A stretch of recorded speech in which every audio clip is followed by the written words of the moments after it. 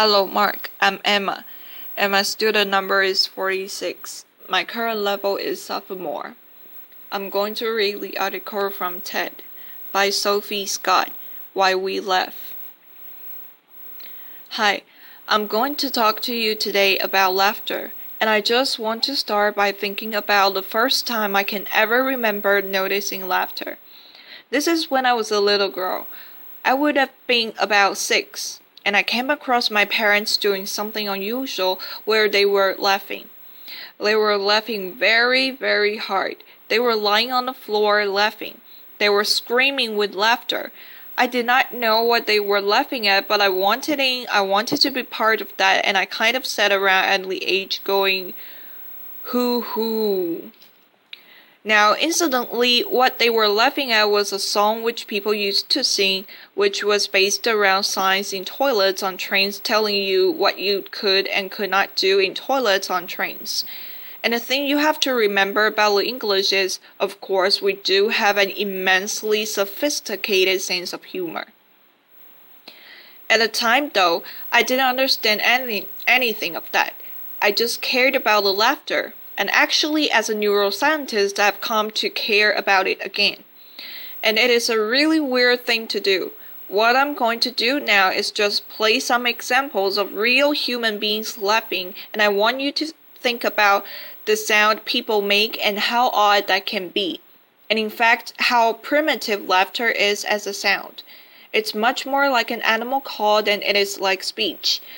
So here we've got some laughter for you. The first one is pretty joyful. Audio, laughing. Now this next guy, I need him to breathe. There's a point in there where I'm just like, you've got to get some air in there, mate, because he just sounds like he's breathing out. Audio, laughing. This hasn't been edited. This is him. Audio, laughing. And finally, we have, this is a human female laughing, and laughter can take us to some pretty odd places in terms of making noises. Audio, laughing. She actually says, "Oh my God, what is that?" in French. We're all kind of with her. I have no idea. Now, to understand laughter, you have to look at a part of the body that psychologists and neuroscientists don't normally spend much time looking at, which is the rib cage. And it doesn't seem terribly exciting, but actually you are all using your rib cage all the time. What you are all doing at the moment with your rib cage, and don't stop doing it, is breathing. So you use the intercostal muscles, the muscles between your ribs, to bring air in and out of your lungs just by expanding and contracting your rib cage. And if I was to put a strap around the outside of your chest called a breath belt, and just look at that movement, you see a rather gentle sinusoidal movement.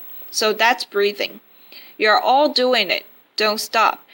As soon as you start talking, you start using your breathing completely different. So what I'm doing now is you see something much more like this. In talking, you use very fine movements of the ribcage to squeeze the air out. And in fact, we're the only animals that can do this. It's why we can talk at all. Now, both talking and breathing has a mortal enemy, and that enemy is laughter, because what happens when you laugh is those same muscles start to contract very regularly, and you get this very marked sort of zigzagging, and that's just squeezing the air out of you. It literally is the basic way of making a sound. You could be stamping on somebody, it's having the same effect. You're just squeezing air out, and each of those contractions, gives you a sound. And as the contractions run together, you can get these spasms, and that's when you start getting these wheezing things happening. I'm brilliant at this. Now, in terms of the science of laughter, there isn't very much, but it does turn out that pretty much everything we think we know about laughter is wrong. So it's not at all unusual, for example, to hear people to say humans are the only animals that laugh. Nietzsche thought that humans are the only animals that laugh. In fact, you find laughter throughout the mammals. It's been well described and well observed in primates, but you also see it in rats and wherever you find it. Humans, primates, rats, you find it associated with things like tickling. That's the same for humans. You find it associated with play, and all mammals play. And wherever you find it, it's associated with interactions. So Robert Provin, who has done a lot of work on this, has pointed out that you are 30 times more likely to laugh if you are with somebody else than if you are on your own. And where you find most laughter is in social interactions like conversation. So if you ask human beings, when do you laugh? They will talk about comedy, and they'll talk about humor, and they'll talk about jokes. If you look at when they laugh, they are laughing with their friends. And when we laugh with people, we are hardly ever actually laughing at jokes. You are laughing to show people that you understand them, that you agree with them, that you're part of the same group as them. You are laughing to show that you like them. You might even love them. You're doing all that at the same time as talking to them, and the laughter is doing a lot of that emotional work for you. Something that Robert Provin has pointed out, as you can see here, and the reason why we were laughing when we heard those funny laughs at the start, and why I was laughing when I found my parents laughing, is that it's an enormously behaviorally contagious effect.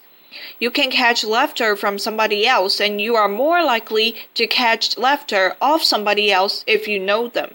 So it's still modulated by this social context. You have to put humor to one side and think about the social meaning of laughter, because that's where its origins lie. Now, something I've got very interested in is different kinds of laughter. And we have some neurobiological evidence about how human beings vocalize that suggests there might be two kinds of laughs that we have. So it seems possible that the neurobiology for helpless, involuntary laughter, like my parents lying on the floor screaming about a silly song, might have a different basis to it than some of that more polite social laughter that you encounter, which isn't horrible laughter, but it's behavior somebody is doing as part of their communicative act to you, part of their interaction with you. They are choosing to do this. In our evolution, we have developed two different ways of vocalizing. Involuntary vocalizations are part of an older system than the more voluntary vocalizations like the speech I'm doing now. So we might imagine that laughter might actually have two different roots. So I've been looking at this in more detail. To do this, we've had to make recordings of people laughing, and we've had to do whatever it takes to make people laugh. And we got those same people to produce more post-social laughter.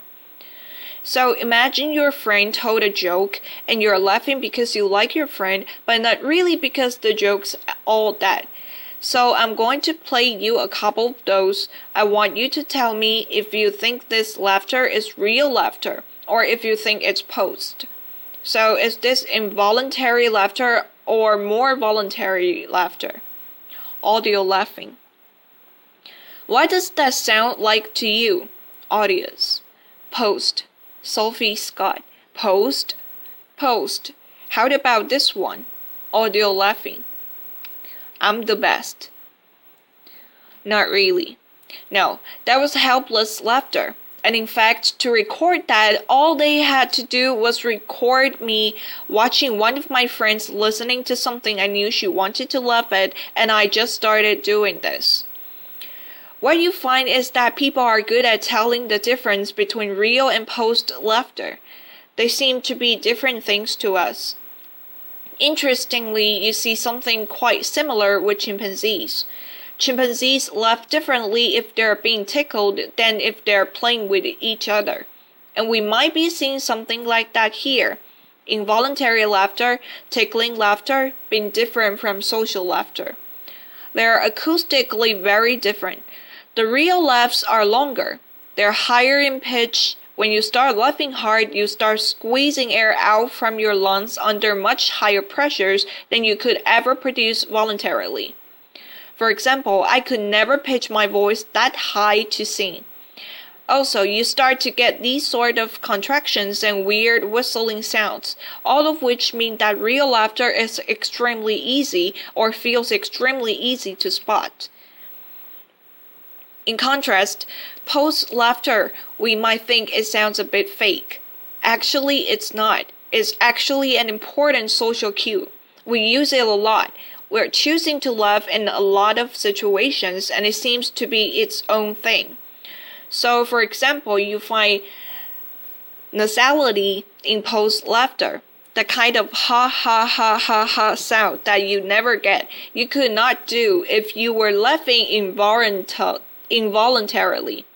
So they do seem to be genuinely these two different sorts of things. We took it into the scanner to see how brains respond when you hear laughter. And when you do this is a really boring experiment.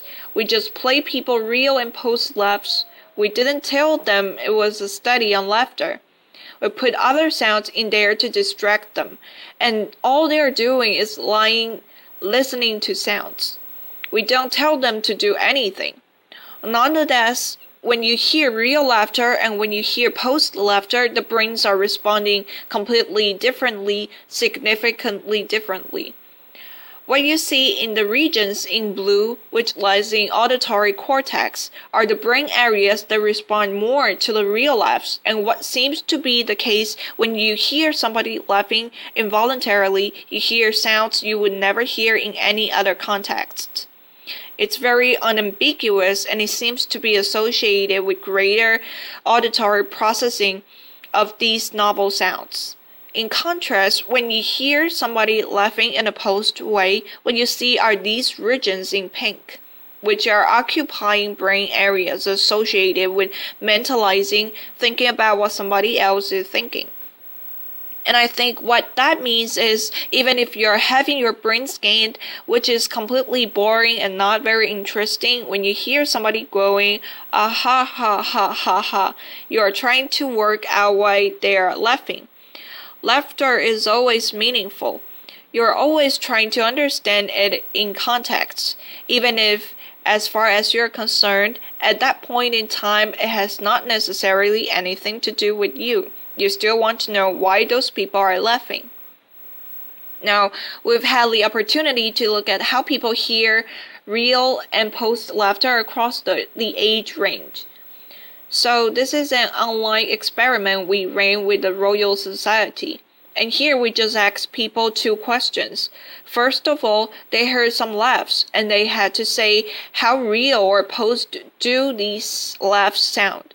The real laughs are shown in red and the posed laughs are shown in blue. What you see is there is a rapid onset. As you get older, you get better and better at spotting real laughter. So 6-year-olds are at chance. They can't really hear the difference. By the time you are older, you get better.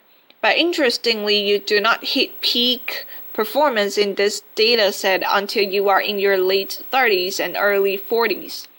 You don't understand laughter fully by the time you hit puberty. You don't understand laughter fully by the time your brain has matured at the end of your teens. You're learning about laughter throughout your entire early adult life. If we turn the question around and now say not, what does laughter sound like in terms of being real or posed, but we say, how much does this laughter make you want to laugh? How contagious is this laughter to you? We see a different profile. And here, the younger you are, the more you want to join in when you hear laughter. Remember me laughing with my parents when I had no idea what was going on? You really can see this. Now, everybody, young and old, finds the real laughs more contagious than the posed laughs. But as you get older, it all becomes less contagious to you. Now, either we're all just becoming really grumpy as we get older, or it may mean that as you understand laughter better and you are getting better at doing that, you need more than just hearing people laugh to want to laugh. You need the social stuff there. So we've got a very interesting behavior about which a lot of our late assumptions are incorrect. But I'm coming to see that actually there's even more to laughter than it's an important social emotion we should look at.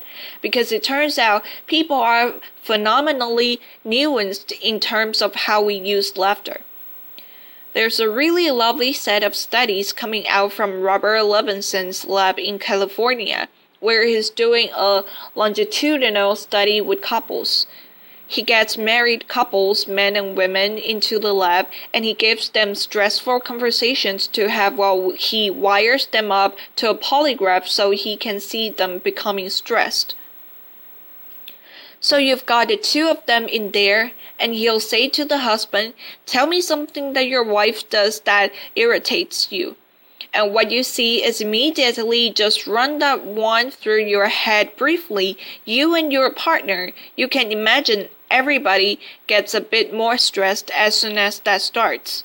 You can see physically people become more stressed.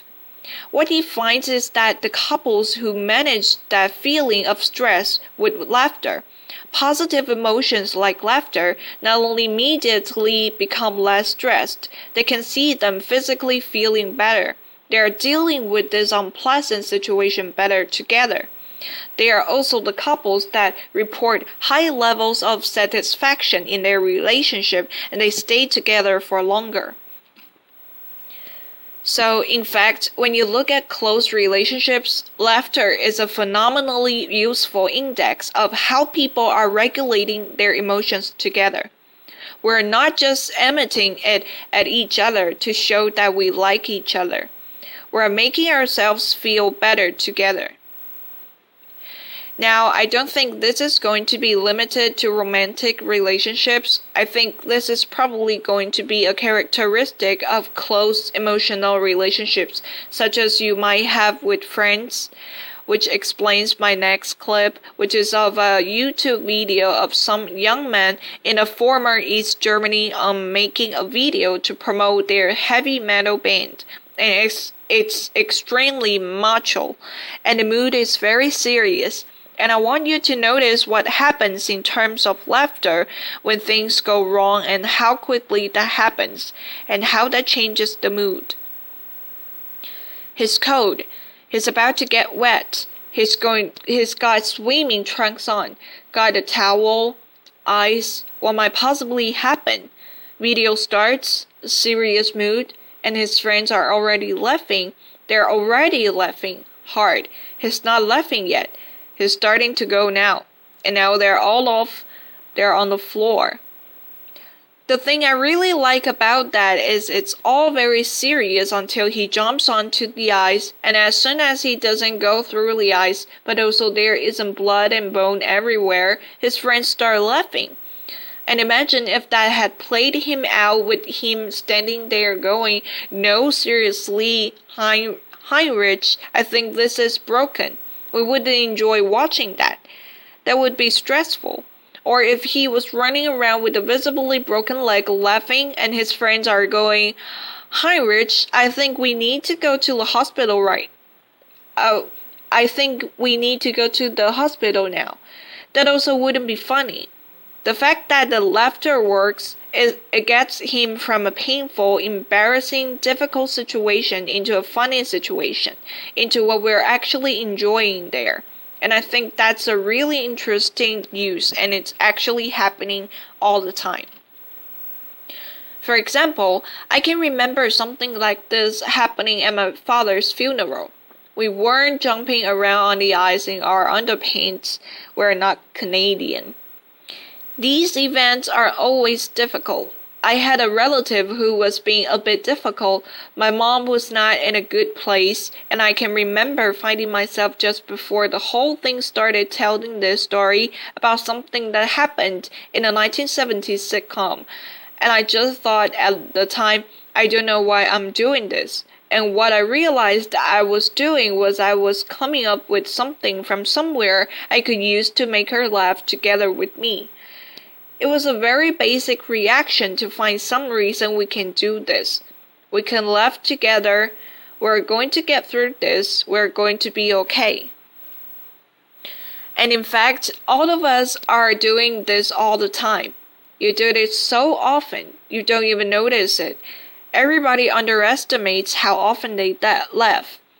And you're doing something when you laugh with people that's actually letting you access a really ancient evolutionary system that mammals have evolved to make and maintain social bonds, and clearly to regulate emotions, to make ourselves feel better. It's not something specific to humans. It's a really ancient behavior which really helps us regulate how we feel and makes us feel better. In other words, when it comes to laughter, you and me, baby, ain't nothing but mammals. Thank you. Thank you.